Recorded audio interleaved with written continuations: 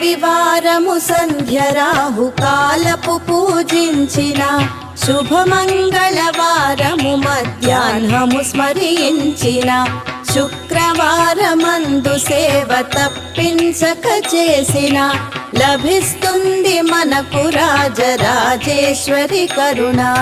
రాజేశ్వరి దేవిని భక్తితో స్మరించుము. రాహుకాల పూజ చేసి శుభ ఫలములు పొందుము.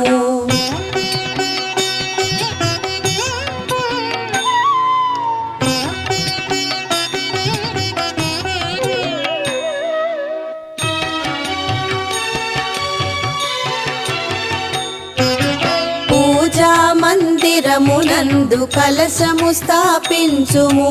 ముత్యాల ముక్కులతో పీఠమలంకరించుము.